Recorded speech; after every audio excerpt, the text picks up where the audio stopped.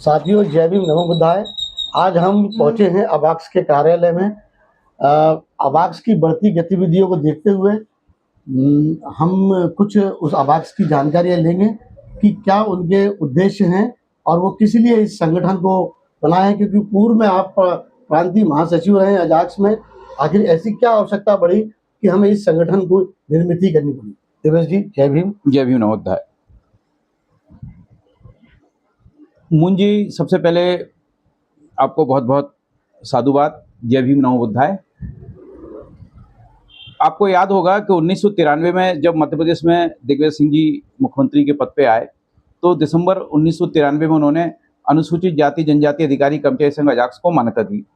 और 1994 से 2004 ये 10 साल जो है अजाक्स का स्वर्ण काल था, क्योंकि इसको बढ़िया नेतृत्व मिला और न केवल नेतृत्व मिला बल्कि जमीन से जुड़े हुए मुद्दों को उन्होंने उठाया। अनुसूचित जाति जनजाति के अधिकारी कर्मचारियों के उत्थान के लिए, उनके समग्र विकास के लिए, उनके आरक्षण रोस्टर का विधिवत पालन कराने के लिए, समय पे उनको पदोन्नति मिले इस बात के लिए, महत्वपूर्ण उनको पोस्टिंग प्रतिस्थापना मिले इस बात के लिए, कार्यालय में जो जिस तरीके से उन लोगों को दबाया जाता है, उनका शोषण होता है, SC ST के अधिकारी कर्मचारियों के अपने CR बिगाड़ी जाती है, इन तमाम मुद्दों को लेके अजाक्स ने जो है जमीन पे संघर्ष किया और उसका रिजल्ट भी प्राप्त हुआ। लेकिन उसके बाद से आप देखिए सने 2011 के बाद से, जब डॉक्टर अमर सिंह प्रतिनियुक्ति पे दिल्ली गए उसके पूर्व, और 2011 में तो खैर वो रिटायर हो चुके थे,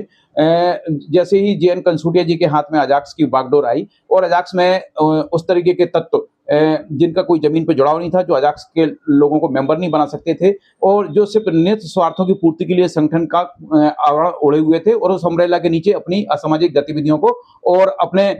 स्वार्थों की पूर्ति के लेके और अपनी दलाली का धंधा चलाने के लिए संगठन से जुड़ गए थे। तो मुझे बड़ी कोफ्त हुई और मुझे लगा कि अभी अपने उद्देश्यों से भटक चुका है और अजाक्स चूंकि अनुसूचित जाति जनजाति वर्ग के अधिकारी कर्मचारियों के लिए ही काम करता था और मैं सन 1992 से अनुसूचित जाति जनजाति वर्ग के असंगठित क्षेत्र के लोग, जो हमारे समाज के बेरोजगार लोग हैं, जो हमारे समाज के विद्यार्थी हैं, जो हमारे समाज के नौजवान हैं, जो हमारे समाज की महिलाएं हैं, उनके समग्र उत्थान के लिए मैं काम कर रहा हूं। वो मंच मुझे ऐसा लगा कि ये वो निश्चित रूप से वहां पे हम काम नहीं कर पाएंगे और घुटन का वातावरण है, क्योंकि स्वाभिमानी लोगों के लिए अब अजाक्स मंच रह नहीं गया था। तब हमने जो है आदिवासी बहुजन अधिकार कल्याण संगठन के नाम से संगठन की स्थापना की। न केवल संगठन की स्थापना की बल्कि हमने अपने बायलॉज में स्पष्ट रूप से इस बात का प्रावधान किया है कि इसमें शासकीय एवं अशासकीय दोनों किस्म के हमारे सदस्य रहेंगे और दोनों को बराबर प्रतिनिधित्व मिलेगा, क्योंकि बैक पे टू सोसाइटी का मतलब ये नहीं होता कि समाज के पढ़े लिखे नौकरी पेशा लोगों के हितों का ही हमें रक्षा करना है। हमें उन लोगों के हितों की भी रक्षा करना है जो शासकीय सेवा में नहीं आ पाए हैं, जो असंगठित क्षेत्र में काम कर रहे हैं, जो वास्तव में जिनके लिए डॉक्टर बाबा साहब अम्बेडकर दिन रात चिंतन करते रहते थे,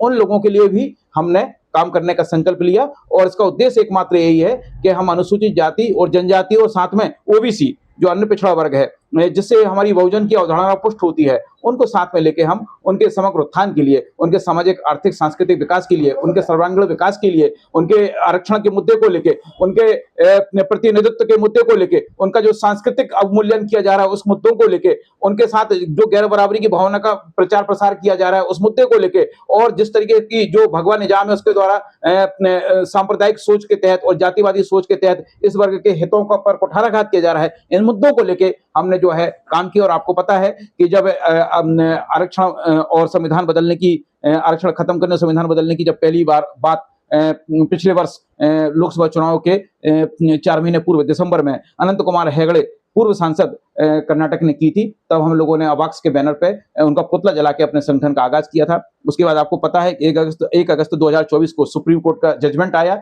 आरक्षण में उपवर्गीकरण को लेके कि अनुसूचित जाति जनजाति वर्ग में भी उपवर्गीकरण होगा, जो कि संविधान की धारा 340 341 के मूल भावना के खिलाफ था, क्योंकि उपवर्गीकरण जो है अर्थात क्रीमी लेयर SC ST आरक्षण में हो ही नहीं सकता, क्योंकि यह संविधान में ही इसका प्रावधान नहीं है। मंडल आयोग की रिपोर्ट में जरूर इस बात का प्रावधान है, OBC आरक्षण में इसका प्रावधान है, यद्यपि वो भी अनकॉन्स्टिट्यूशनल है, लेकिन उसमें प्रोविजंस कर दिया गया था। लेकिन अनुसूचित जाति जनजाति आरक्षण में तो किसी प्रकार का क्रीमी लेयर का प्रोविजंस नहीं था। उसके बावजूद भी 5 जजों की पीठ ने, जस्टिस जो है आपको पता होना चाहिए कि जो तत्कालीन जो चीफ जस्टिस थे हमारे,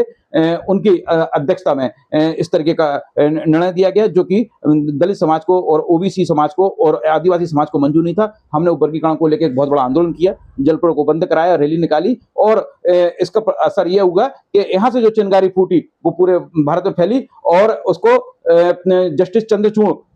को अपने आदेश को रिवीजन करने के लिए बात होना पड़ा। ये और बात है कि राजनीतिक दबाव ना होने की वजह से वो आदेश भी यथावत रखा गया, लेकिन पार्लियामेंट ने भी इस मामले में कुछ नहीं किया। उसका लोकसभा का सत्र आया, किसी ने इस मामले में क्वेश्चन नहीं उठाया। तो उससे बात होकर हमने अपने आंदोलन को निरंतर आगे बढ़ाया, चाहे वो वर्गीकरण का मुद्दा हो, चाहे अमित शाह के द्वारा डॉक्टर बाबा साहब अम्बेडकर का पार्लियामेंट में अपमान का मुद्दा हो, चाहे वो हिरन बेगा को एक निर्दोष आदिवासी का एनकाउंटर करने का मामला हो, चाहे अमृतसर में बाबा साहब अम्बेडकर की प्रतिमा को ध्वस्त करने का मामला हो, चाहे महाराष्ट्र में डॉक्टर बाबा साहब अम्बेडकर की प्रतिमा को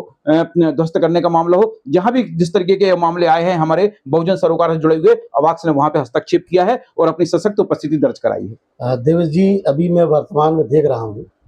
कि अनुसूचित जाति, जनजाति, पिछड़ा वर्ग, इन लोगों के ऊपर बहुत